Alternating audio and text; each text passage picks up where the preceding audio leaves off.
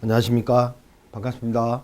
오늘은 여러분들이 많은 관심을 가지고 있는 빈집 및 소규모 주택 정비에 관한 특례법상 가로주택 정비 사업, 소규모 재건축 사업, 최근에 생긴 소규모 재개발 사업의 실패 원인, 실패하면 안 되겠죠.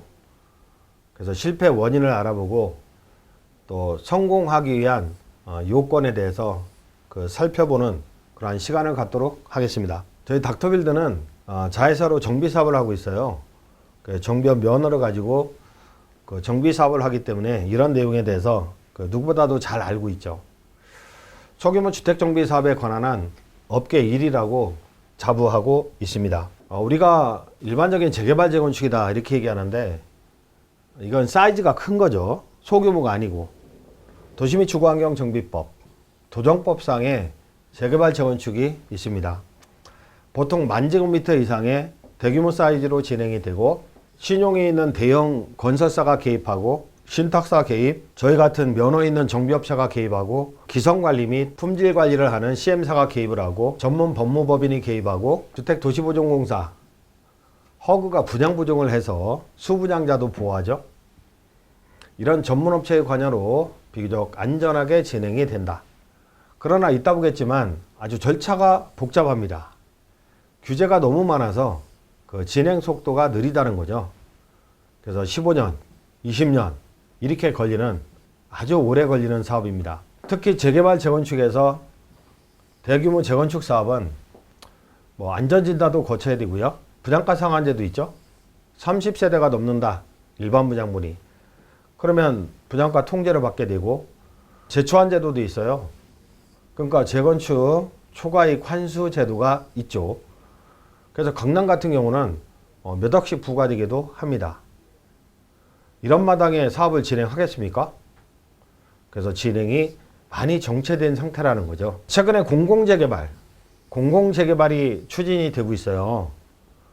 공공재개발, 공공재건축 등이 추진되고 있으나 요거 기존의 재개발구역으로 지정된 곳 있잖아요. 기존의 재개발구역으로 지정됐는데 사업이 지연되고 있다. 요런 데는 아주 효과를 보고 있습니다. 추진의 탄력을 받고 있거든요. 근데 새로 지정되는 이런 데는요, 주민 동의율이 나오기 쉽지가 않아요. 노후도 요건도 간당간당 하는 경우가 많아요.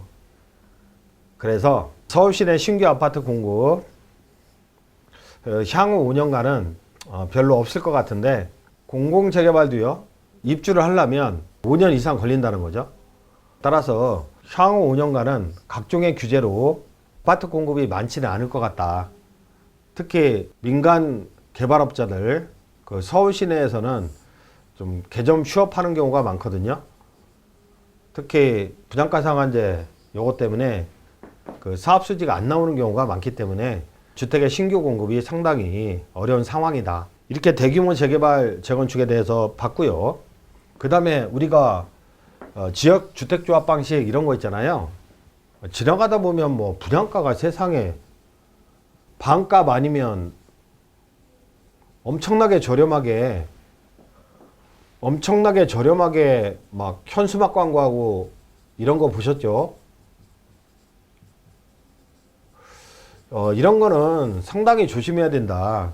상당히 조심해야 되는데 지주택 방식이죠, 이거. 이거는요, 성사가 쉽지 않습니다. 그러니까 소유권 확보가 95% 확보해야 돼요. 그러니까 동의서 진구가 아니라 소유권 확보. 그래야 사업계획 승인이 가능하다고요. 성수동의 그 유명한 트리마제도 그 전에 93%인가 확보를 했는데 2% 확보를 못 해가지고 실패를 했었죠. 알박기가 들어간 거죠. 그래서 95% 소유권 확보의 막바지에 관계자, 사업 대행자나 이 지역을 잘 아는 관계자, 알박기. 이 사업 대행자가 쥐가 알박기 하는 경우도 있어요. 원주민이 또 알박기 하는 경우도 있죠. 안 팔어. 10배 달라, 20배, 100배 달라. 그래서 사업비가 증가하고 장기간 기간이 소요되고 또는 실패하는 경우도 생긴다는 거죠. 지난 2000년부터 20여 년간 진행된 서울시 지역주택조합 106곳 가운데 입주된 곳은 9곳, 8.5% 성공률을 보이고 있는데 열에 9은 실패하고 있는 거죠. 그러니까 열에 하나 성공하죠. 열에 하나 성공. 문제점이 조합 설립 승인 단계에서 회계 감사가 가능하다. 그러니까 이거 현수막 붙이고 막 조합원 모집 단계에서는 회계 감사가 불가능하다. 그러면 조합원들한테 막 1억씩 받고 5천만 원씩 받고 해가지고 그 돈을 어디다 써요? 그 돈을 어디다 쓰냐면 시행 대행자의 업무 추진비, 광고비, 모델하우스 건립비, PMB, 부장 수수료 이런 비용으로 쓰게 돼요. 돈이 없어져요. 결국에는 조합원들의 추가 부담금이 늘어나게 되죠. 이렇게 싸다 하는데 1차 추가 부담금, 2차 추가 부담금, 3차 추가 부담금 이런 식으로 부과를 하게 돼요. 결과적으로. 그러니까 열에 하나 성공하더라도 일반 분양가보다 조합원 분양가가 더 높은 이런 기현상이 생긴다는 거죠. 최근에 경기도 광주 오포에 지주택 아파트가 입주를 했는데 조합원의 추가 부담금을 못 내니까 경매 청구 당하는 아주 많은 채가 경매 청구 당하는 그런 사태가 벌어지고 있고 진행 중에 있어요. 그러면 지금 설명드리고자 하는 빈지 및 소규모 주택 정비에 관한 특례법상 가로주택 정비 사업이나 소규모 재건축 사업은 뭐냐? 요거는요, 문제점이 있는데 소수 주민의 의지로 뭐 50세대가 있다. 50세대가 있는데 한 5명 소수 주민의 의지로 사업을 추진해요. 주동하시는 분들이 있죠. 근데요, 전문 정비업체나 대형 건설사나 신탁사의 개입 없이 사업을 추진해요. 자체적으로. 어떤 브로커 말만 듣고 한 5분하고 브로커 말만 듣고 추진을 해요. 그래서 나중에 조합과 이 비브랜드 건설사, 브랜드 건설사는 주민 접촉, 주민 상대 직접 안 하죠. 브랜드 건설사는. 그러니까 이런 비브랜드 건설사 간의 유착, 그리고 나중에는 비브랜드 건설사의 횡포 등으로 사고가 나는 현장이 생겨나고 있어요. 다만 신탁사 개입시키고 면허 있는 정비업체를 개입시킨다면 안전하고 신속하게 사업을 진행할 수 있는데 요거는 보면서 보겠습니다. 닥터빌드 소규모 주택 정비 사업 안내인데 페이지가 좀 많아요. 그래서 사이트를 직접 보면 소규모 주택 정비 사업이 뭐냐. 보통 자유주택 정비 사업은 유명무실해졌고요. 가로주택 정비 사업과 소규모 재건축 사업이 활성화되어 있고 소규모 재개발 사업은 이제 최근에 역세권 개발로 나온 거고, 가로주택 정비 사업은요 6m 이상 도로다.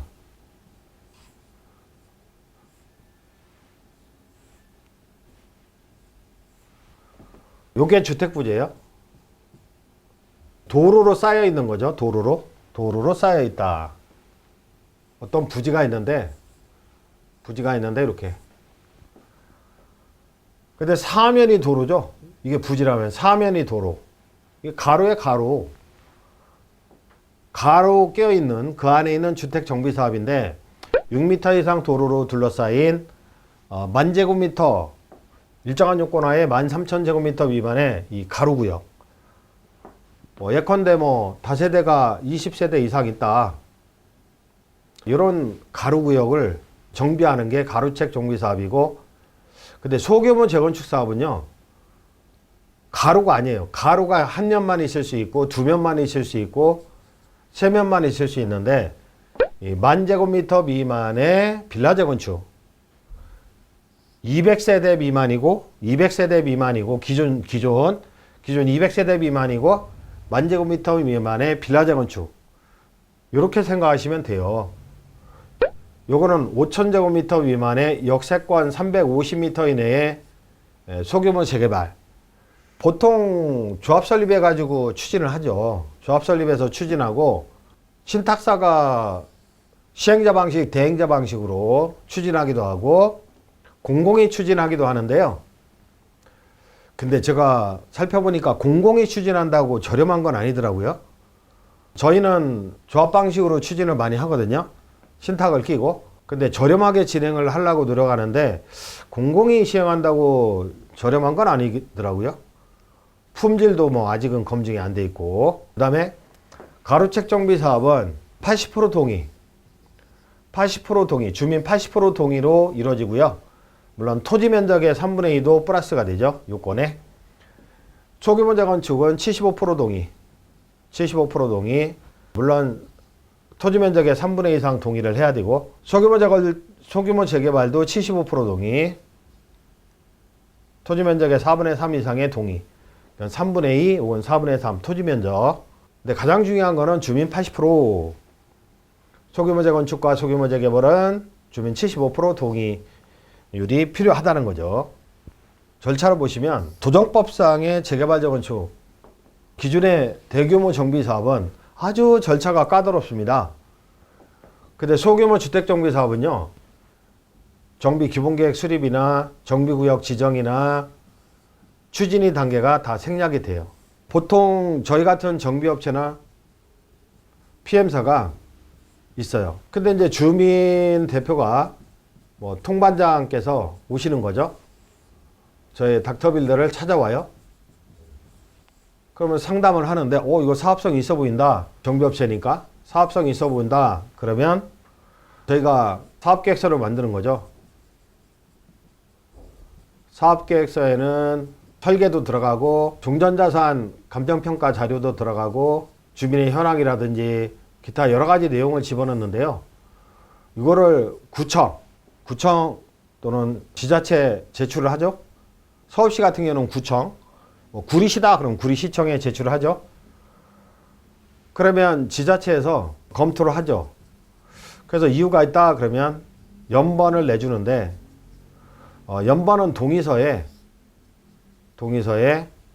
이렇게 날인을 해준 거예요. 남바링 1번, 2번, 3번. 이렇게 구청에서 남바링을 해준 걸 가지고 80% 동의를 얻는 거죠. 소규모 재건축은 75%. 그리고 조합 설립을 위한 총회를 거쳐서 조합 설립 인가를 내요. 조합 설립 인가를 내는, 최근에 저희가 사당동에 소규모 재건축 사업을 했는데 3일 만에 92%, 한 달 만에 100% 동의를 얻었어요. 그리고 한 달 만에 총회 준비하고요.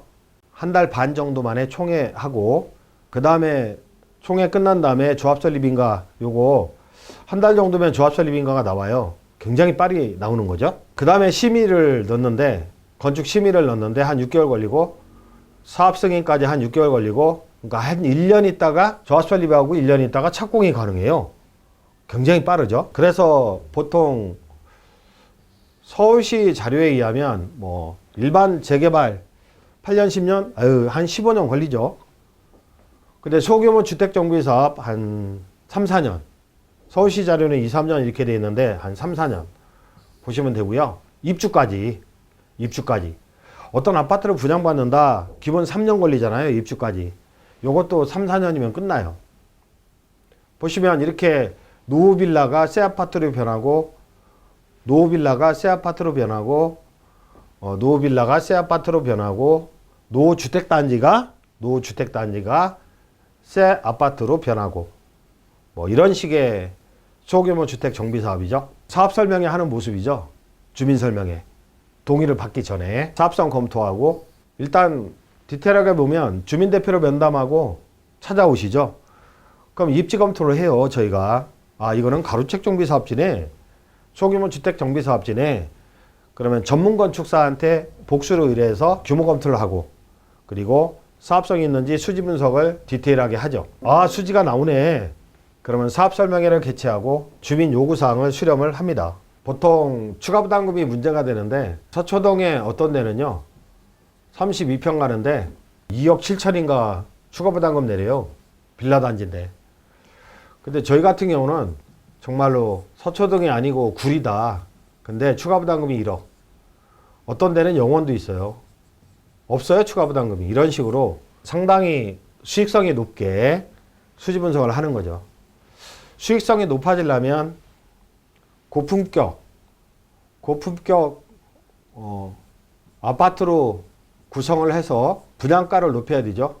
매출을 높이고 그 다음에 각종의 비용을 통제해서 비용을 줄이고, 이렇게 된다면 사업성이 좋아서 그 주민들의 추가 부담이 없다든지, 또 오히려 아파트하고 배당도 할 수 있는 그러한 구조를 짜고자 노력을 합니다. 그러한 사업계획서를 작성하는데요, 뭐 종전자산도 평가하고 설계도 하고 수지 분석도 하고 해서 연번 신청을 하는 거죠. 연번이 나오면 동의서를 진구하고요, 조합 설립 준비를 하게 됩니다.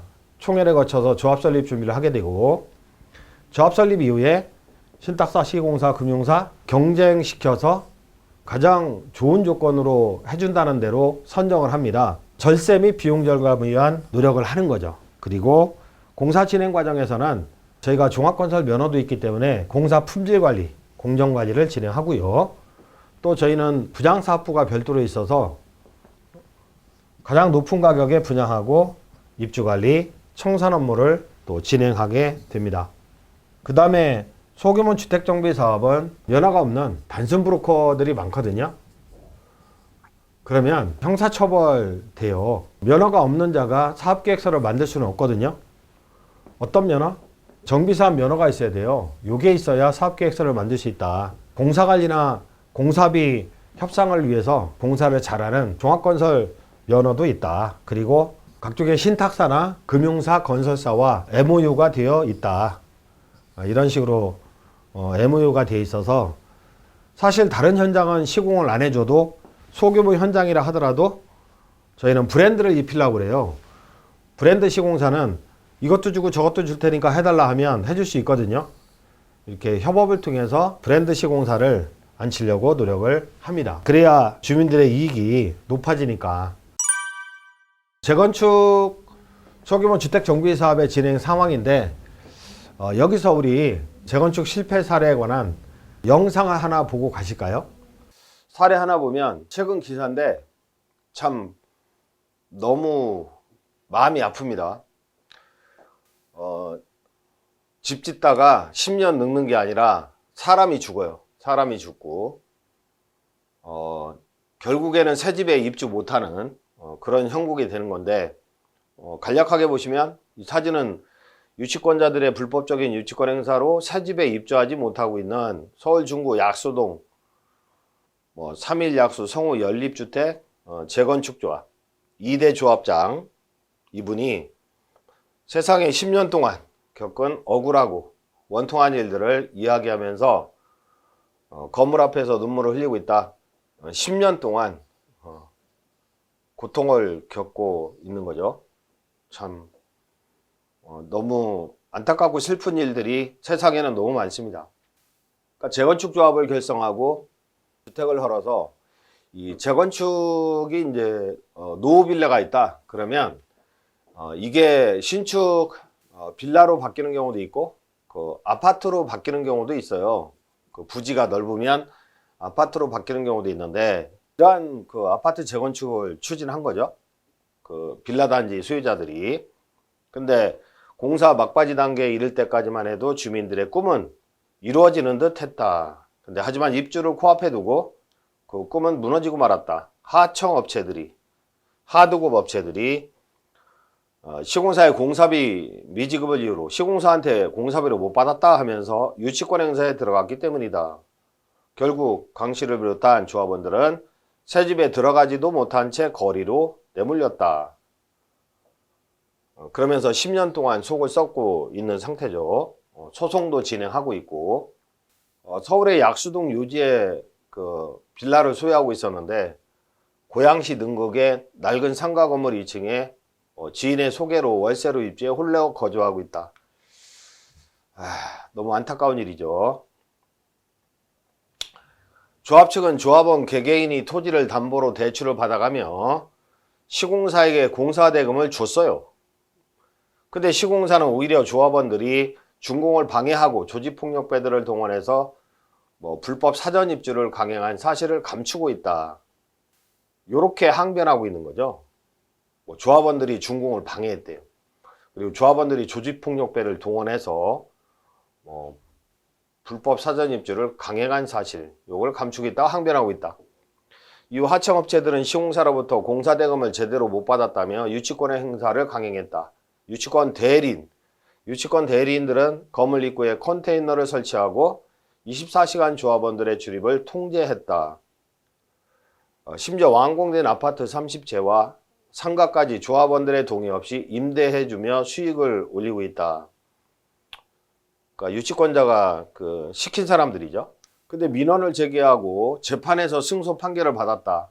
그리고 조합원들은 재산세는 꼬박꼬박 계속 납부하고 있다. 남이 가서 살고 있는데 하나둘 신용불량자가 되었다. 재판 과정은 길고 고단했다. 20가구는 주민들이 새집에 들어가지 못하고 뿔풀이 흩어졌다. 소송을 제기해서 승소 판결을 받았지만 실익이 없는 경우가 많죠. 이렇게 재건축 실패 사례에 관한 영상을 봤는데 참 안타까운 모습이죠. 사실 신문지상에 강남 4구에 소규모 정비사업 현황 이게 나온 적이 있어요. 근데 잘 진행이 되고 있는 데도 있고 사업이 중단된 구역도 있어요. 안타깝죠? 강남 4구인데 어디가 진행이 중단됐냐?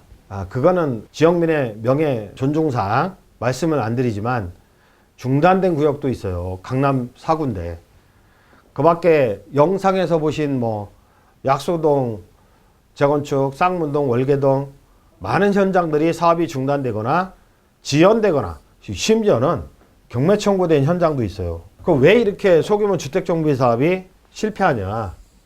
왜 실패하는 거냐? 거기에 대해서 먼저 말씀을 드리겠습니다. 일단은 부패한 추진위원회입니다. 부패한 추진위원회. 저희 와서 상담을 하시거든요. 하시는데 닥터빌드 너네한테 의뢰할 테니까 나한테 얼마 줄래? 나한테 얼마 줄래? 1억 줄래? 5억 줄래? 이런 주민들은요. 주민도 아니고 주민도 아닌 주민의 형이래. 자기 아는 동생이 거기에 살고 있대. 브로커. 이런 사람들은요. 그냥 집에 가시라고 그래요. 집에 가셔라.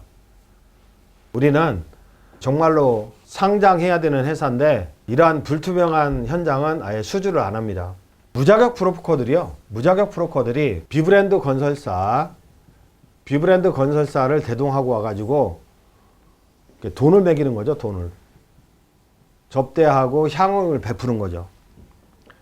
이렇게 무자격 브로커들의 뇌물 공세에 일부 주민대표들이 현혹이 돼서 구청에 연번을 신청하고 건설사에서 정비 업무를 보던 그런 사람들 동원해서 서류를 만들어주는 거죠. 가로책 정비 사업은 75%, 소규모 재건축은 80%의 주민 동의를 얻어서 조합 설립합니다.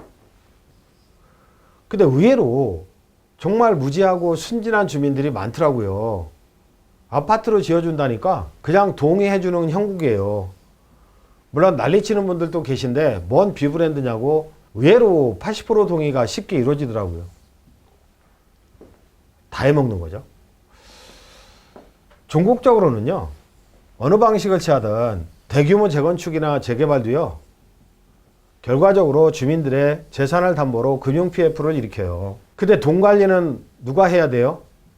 신탁사가 돈 관리를 해야 되는데 신탁사가 없다니까요. 신탁사를 선정 안 하고 조합대표하고 임원진들, 비브랜드 건설사가 주민들의 재산을 다 헤쳐먹는 거죠.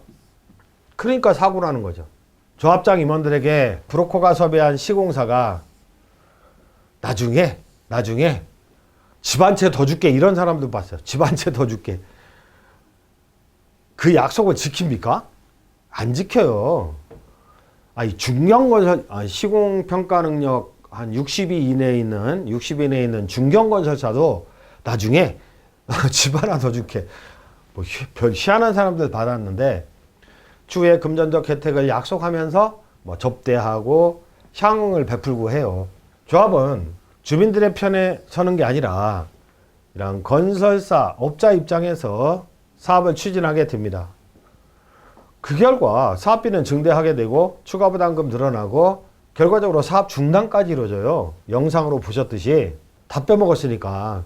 영상으로 보신 거는 이제 시공사에서 빼먹은 거죠. 이런 사업 지연은 사업비 증가 원인이 되고 주민들은 재산권을 잃거나 큰 손해를 보게 된다. 조합과 유착된 건설사가 건설을 수주하는 경우는 저품질 시공. 저희는 아파트를 짓는다 할 때는요, 브랜드를 입혀요. 브랜드를. 저희도 종합건설사를 운영하고 있지만 준공후 가치를 높이기 위해서 브랜드를 입히는데, 이 비브랜드 건설사가 수주하는 경우 저품질 시공은 기본이고요. 공사 중단, 추가 공사비 요구, 준공 지연 등의 사태를 초래합니다. 결국에는 공사비 초과 지불, 이거는 뭐냐면, 아니 기성률은 30%인데 30% 공사했거든요. 이 돈은 70% 나가 있어요. 돈은 신탁 관리를 안 하다 보니까. 초과 지불, 그리고 조합 측의 횡령 배임. 초과 지불한 거 시공사가 일부 먹고 조합한테 일부 주고, 이런 식이라니까요. 실패 원인 두 번째로 이 부실한 설계도 이거 중요합니다. 찾아 먹을 수 있는 용적률을 못 찾아. 소규모 정비 사업에 특화된 전문 설계업체는 따로 있거든요. 정말 한 손가락에 뽑을 만큼의 요만큼밖에 없어요. 근데 엉뚱한 데 맡겨가지고 손해를 보는 거죠. 용적률을 다 못 찾아 먹고, 아니 노후 빌라가 아파트로 신축될 수 있는데, 이 건축사의 설계 잘못으로 노후 빌라가 신축 빌라 단지로 빌라가 빌라로 돼. 빌라가 빌라로 되는 그러한 단지도 있다는 거죠. 엄청난 손해죠. 아파트로 될 수 있는데. 그리고 16층까지 설계할 수 있는데 7층으로 설계. 심의 받기는 아주 편하죠. 심의 통과하기는. 그러나 16층까지 설계할 수 있는데 뭐 7층이나 13층으로 설계한다면 수지가 너무너무 악화되는 거죠. 그래서 우리는 소규모 재건축이나 가로주택 정비 사업에 특화된 전문 건축사를 만나야 된다는 거죠.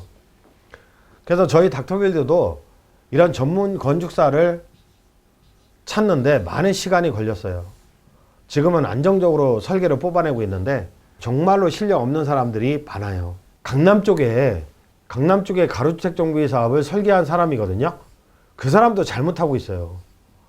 웃겨 진짜. 시공사나 조합과 유착된 실력 없는 그런 건축사무소를 이용하면 안 된다는 거죠. 참고로 한동, 세동 이런 식으로 들어서거든요. 소규모 주택 정비 사업은 몇 동 안 들어서요. 그래도 가치 있게 지을 수 있게 아주 특화된 설계를 하게 되는데, 이런 한동, 두동 설계해주는 건축사무소를 찾기가 쉽지 않습니다. 물론 수천 세대 설계하는 설계사무소 있죠? 또는 다세대 빌라만 설계하는 설계사무소 있죠? 많아요. 근데 소규모 주택 정비 사업에 특화된 이런 소규모 아파트를 설계하는 건축사무소는 아주 드문 것이 현실이다. 그래서 설계사무소를 잘 찾아야 된다. 사고 현장을 보면 신탁사가 없어. 정비업체도 없어요. 조합과 시공사만 있어요. 그래서 시공사가 돈으로 갑질을 해대요. 사고 현장을 보면 조합이나 시공사 측이 신탁사를 꺼려합니다. 막 신탁사 욕해요. 도둑놈이라고. 신탁사를 개입시킨 사업 방식은 대행자 방식, 조합을 대행하는 거죠. 아예 시행자 방식이 있는데, 신속한 사업 추진 가능합니다. 신속한 사업 추진, 비용 절감, 투명한 자금 집행에 유리하다는 거죠. 그리고 신탁사는 책임 준공을 해요. 물론 이것도 저희가 요구하거든요. 야, 신탁사 책임 준공 약정해야지, 이렇게 요구를 해요. 시공사가 부도났다 하더라도 신탁사가 자기 돈으로 책임 준공을 내겠다 하는 약정. 그러면 신탁사가 자기 책임을 지지 않기 위해서는 재무 상태가 우량한 그러한 시공사를 선별을 합니다. 물론 신탁 보수가 들어가죠. 신탁 보수는 사업비 절감의 범위 내에서 지불해요. 만약에 사업비를 50억을 줄였다. 그럼 신탁 보수는 10억. 그러면 40억이 이득인 거 아니겠습니까? 빨리 추진이 되고. 그래서 사고 나는 현장은 신탁사가 없어요. 없는 현장은 사고 나요.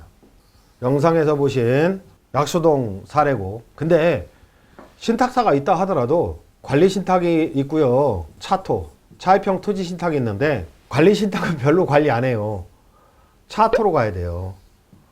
요게 차입형 토지 신탁의 형식입니다. 철거까지 해놓고 경매 나왔어요. 안타까운 현장들이 많죠. 그 다음에 소규모 주택정비 사업의 성공을 위한 요건. 그렇다면 어떻게 하면 성공적으로 소규모 주택정비 사업을 이뤄낼 수 있는가 했을 때 최적의 용적률을 찾는 규모 검토가 중요하다는 거죠. 아까 말씀드렸지만 아니 빌라가 아파트로 변할 수 있는데 아니 빌라가 빌라로 변하네? 그러면 사업성이 나빠지죠. 일반 분양가가 싸지니까. 그래서 의사나 변호사도 각각 실력과 성의가 다르죠. 성형외과, 내과, 외과, 형사 전문 변호사, 민사 전문 변호사 다르잖아요.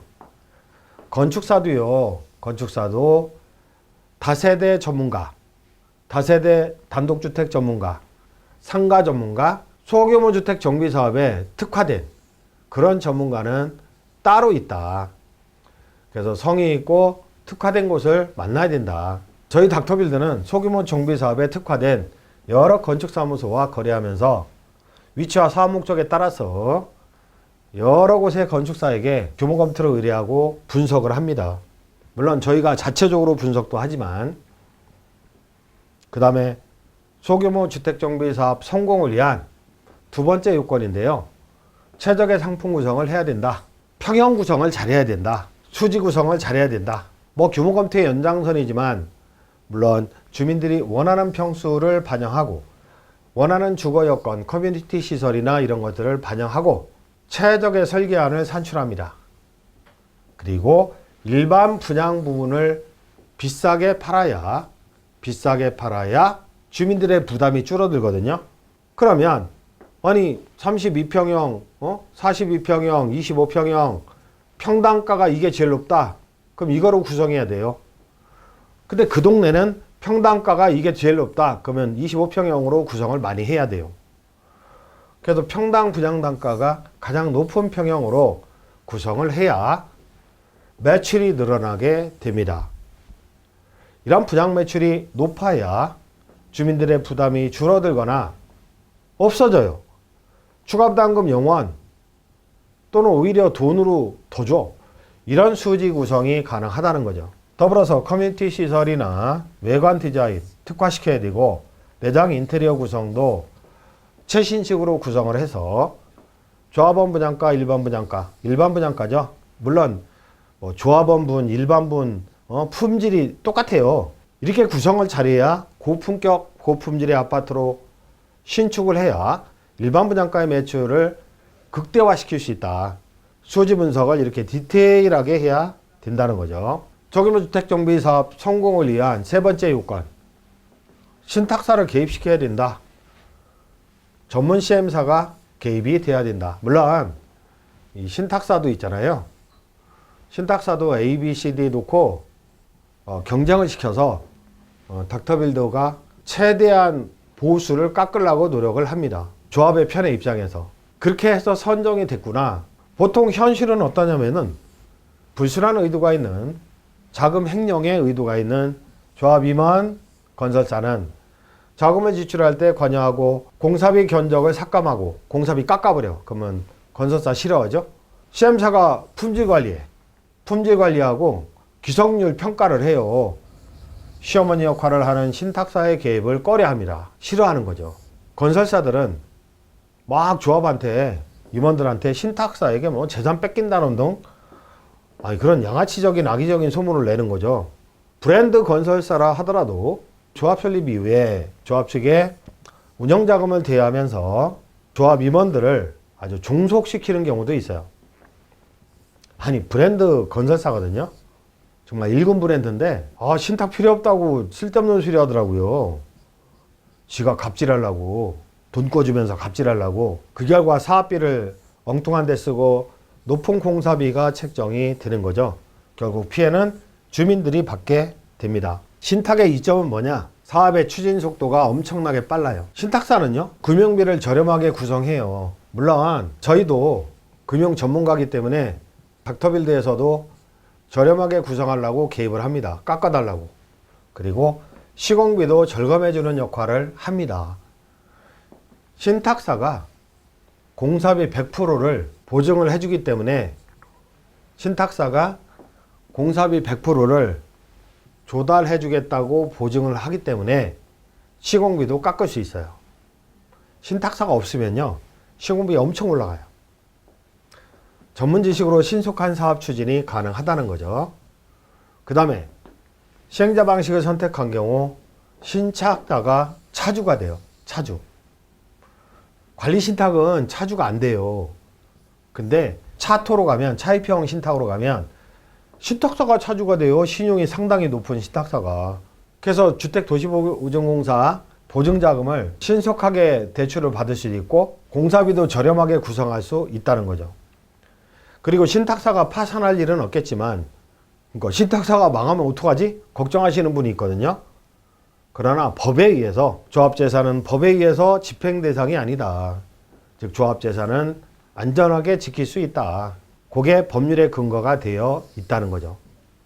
그리고 돈관리, 자금관리는 신탁사가 하기 때문에 조합 임원이나 건설사가 짜고 공사재금을 초과로 지급받아서 횡령하는 그런 일이 없어집니다. 그러니까 안전한 사업구도를 신탁사의 주도하에 구성하게 된다는 거죠. 등록된 정비업체 내지 전문 PM사를 선정해야 된다. 현실은 어떠냐? 가로책 정비 사업지나 소규모 재건축 사업지에 최초로 개입하는 업체는 보통 개발 사업을 조금 아는 브로커, 양아치, 개발 사업을 조금 아는 PM사로 브로커, 양아치 또는 명의 대여 받은 건설사, 임원, 무슨 건설사 회장, 부회장, 부사장, 이사, 거의 매출도 없는 이런 양아치들이 개입을 하는 경우가 한 95%는 되는 것 같아요. 근데 이거 걸리면요, 이런 업체들이 사업계획서 써주면요, 형사처벌 대상이 된다. 그리고 정상적인 방법으로 사업을 추진하는 것이 아니라 주민대표 일부와 유착되는 경우가 많다. 주민대표를 매수하고 물론 주민대표는요, 조합 설립 이후에 정당한 급여를 지불을 합니다. 그럼에도 불구하고 준공 후에 집 한 채 더 줄게, 지금 5천만 원, 1억 원 대여할게, 줄게, 이런 식으로 매수하고, 자신들은 조합 설립이나 시공사 선정 이후에 수억 원에서 수십억 원 챙겨 나가는, 조합 설립 이후에 그냥 한 10몇 억씩 빼가요. 조합 설립 금방 하잖아요. 그리고 피받고 또 딴 브로커한테 넘겨. 기가 막힌 거죠. 남의 땅을. 이 때문에 비정상적인 브로커들은 신탁사 이런 걸 싫어해요. 관리 감독하는 신탁사를 상당히 싫어합니다. 그럼 어떻게 해야 돼요? 성실한 정비업체, 전문 PM사를 선정해야 된다.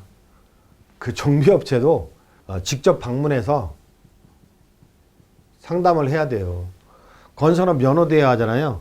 정비업체도 면허 대여야 하는데 되게 많아요. 그래서 직접 방문해서 등록증 확인을 해야 돼요. 그래서 신탁사나 중견건설사는 못하거나 안 하는 역할이 있어요. 이 신탁사가 직접 주민 접촉합니까? 안 합니다. 브랜드 건설사가 직접 주민 접촉합니까? 안 합니다. 한다고요? 그럼 명함만 파고 다니는 영업자고요? 안 합니다. 이러한 역할을 누가 해요? 주민 접촉하고 사업성 분석하고 수지표 만들고 시공사 신탁사 선정하는데 조력하고, 이러한 역할을 PM사 내지 정비업체가 진행을 하거든요. 저희 같은 PM사 내지 정비업체는요, 통계기법을 활용한 박사인력급들이 준공 후 가치 분석, 이렇게 건물을 지으면 이게 얼마짜리가 될까, 종전자산, 감정평가, 조합 정관을 작성한다든지 사업계획서 등을 만든다든지 여러 가지 자료를 준비합니다. 이렇게 소규모 주택 정비 사업은요, 주민들이 자체적으로 자력으로 연번 신청 자료를 만드는 게 어려워요. 그래서 정비 업무에 대한 전반적인 경험이 없기 때문에 어려워요. 그래서 면허가 있는 정비업체나 PM업체가 대행해서 진행하는 것이 바람직하다는 거죠. 속도도 빠르고. 저희는 주민 접촉 하잖아요. 주민 접촉하면은 한 3, 4개월 내로 연번을 받고 동의서를 상당히 신속하게 받습니다. 왜 신속하게 받을까요? 주민들이 만족하니까. 이상한 업체는 추가 부담금을 몇 억씩 부과하는데 저희는 추가 부담금이 없어. 이거는요, 신탁사도 검증을 한 거예요. 이 수지표를. 없다든지 아주 극소화시키니까 신속하게 받는 거죠. 그래서 조합 설립까지 금방 가요. 금방 간다. 이거 3, 4개월이다. 3, 4개월. 실제적으로는. 총회까지. 그리고 조합 설립 인가 신청을 하죠. 조합 설립 인가 2달 안에 신청을 한다. 총회하고 신청. 바로 하면 되는 거죠, 이거는. 그리고 조합 설립 인가 심의. 이거 한 6개월이죠, 6개월. 조합 설립 인가까지 한 달. 그 다음에 사업 승인까지 또 6개월. 4개월, 한 달, 6개월, 6개월, 착공. 착공. 굉장히 빨라요. 왜 빠르다고요? 주민들을 만족시키니까 사업 설명회 할 때. 그러니까 빠른 거죠. 근데 이런 브로커들은요, 쉽지가 않다는 거죠. 이 정비업체는요, 국가로 보면 행정부고요. 신탁사는 시어머니, 감사원이에요, 감사원. 서로 긴밀한 협력으로 신속한 절차 진행을 시킵니다. 뭐 수지표 하나 만들 때도 신탁사도 수주심의를 하거든요. 전문가 집단이 많아요. 이거 타당하구나. 이런 식으로 절차를 진행하고, 최근에 인천 쪽에 단속관청이 정비 면허가 없는 무자격 브로커 업체를 단속하기도 했어요. 기사에도 나왔죠. 그래서 면허가 있는 그런 정비업체를 이용을 해야 된다. 저희 같은 데가 어떤 역할을 하냐 보이실지 모르겠는데, 이제 주민대표 면담한다고 했어요. 그 입지를 법률적으로 검토하죠. 그리고 건축 규모 검토하고 수지 분석하고 사업 설명회 개최하고 주민 요구사항들을 다 수렴을 하고요. 동의서 진구를 위한 정비 업무도 수행하고 절세 유리한 사업구도도 짜고 인허가 비용과 설계비, 공사비, 신탁비 절감을 위한 활동을 합니다. 줄여야 될 거 아니에요? 최적의 금융비, 건축비, 신탁비를 구성하고 또 책임전공 구도를 짜요. 신탁사 너도 책임져라 이렇게 요구합니다. 그리고 품질관리 및 공정관리 업무를 적극적으로 수행하고 분양 및 준공후 입주관리까지 토탈 서비스를 진행을 하는 거죠. 요즘 가로책 정비 사업이다, 소규모 재건축 사업이다, 정부에서도 권장을 합니다. 근데 이거 면허가 있는 업체를 통해서 진행을 해야 된다. 그리고 양심 있는 업체를 통해서 진행을 해야 된다. 그래야 주민들의 이익을 높일 수 있다는 거죠. 이렇게 지금까지 소규모 주택 정비 사업에 관한 내용. 소규모 주택 정비 사업이 뭐냐? 근데 소규모 주택 정비 사업이 세상의 강남 사구안에서도 실패하고 타절되고 이러한 현장이 나타나더라. 그러면 소규모 주택 정비 사업을 성공적으로 수행하기 위해서는 어떻게 해야 되는가? 이러한 내용들에 대해서 살펴봤습니다. 제가 오늘 목이 부어서 말이 부드럽게 잘 안 나왔는데 여러분들에게 많은 도움이 되셨기를 바랍니다. 수고 많으셨습니다. 감사합니다.